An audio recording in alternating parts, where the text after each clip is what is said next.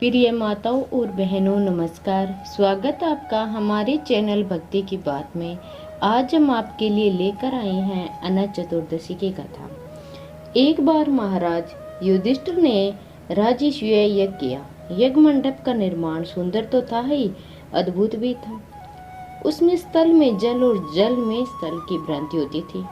यज्ञ मंडप की शोभा निहारते निहारते दुर्योधन एक जगह को स्थल समझकर कुंड में जा गिरा। द्रौपदी ने उसका उपहास उड़ाते हुए कहा कि अंधे की स्थान भी अंधी है। यह बात उसके हृदय में बाण की तरह चुभ गई। कुछ दिनों बाद इसका बदला लेने के लिए पांडवों को हस्तिनापुर बुलाकर द्रुतकेड़ा में छल से परास्त किया। परास्त होकर पांडवों को 12 वर्ष का वनवास भोगना पड़ा। वन में रहते हुए पांडवों को अनेक कष्टों को सहना पड़ा। एक दिन वन में युधिष्ठिर से मिलने भगवान श्री कृष्ण आए। युधिष्ठिर ने उनसे सब वृतांत कह सुनाया और उसे दूर करने का उपाय पूछा।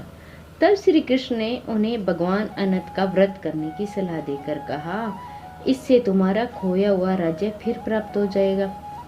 और इसके बाद श्री कृष्ण युधिष्ठिर को एक कथा सुनाई।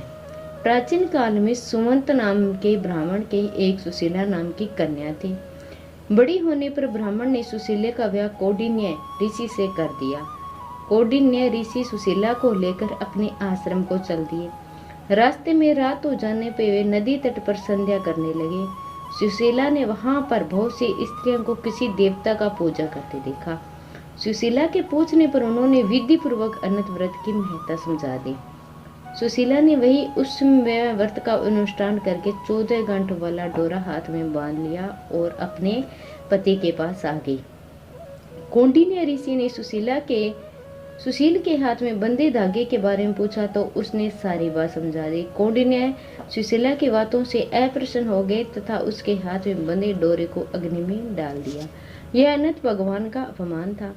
कौंडिन्य ऋषि की सुख संपत्ति नष्ट हो गई और सुशीला ने भगवान अनंत के खोज में वन में चले गए। इसका कारण डोरे के जलने की बात हो रही। पश्चाताप करते हुए ऋषि भगवान अनंत की खोज में वन में चले गए। जब वे भटकते भटकते निराश बोले होकर गिर पड़े और बेहोश हो गए तो भगवान अनंत दर्शन देकर बोले, हे कौंडिन्य, मेरे अपमान के कारण ही तुम्हारे ऊपर यह मुसीबतें का पहाड़ टूटा है। तुम्हारे पश्चाताप के कारण मैं प्रसन्न हूँ। आश्रम जाकर 14 वर्ष तक विधि विधान पूर्वक अनंत व्रत करो और तुम्हारे सारे कष्ट दूर हो जाएंगे। कौंडिन्य ने वैसा ही किया और उन्हें सारे कष्टों से मुक्ति मिल गई। श्री कृष्ण की आज्ञा मानकर युधिष्ठिर ने अनंत भगवान का व्रत किया और जिसके प्रभाव से पांडवों को महाभारत युद्ध में विजय प्राप्त हुई।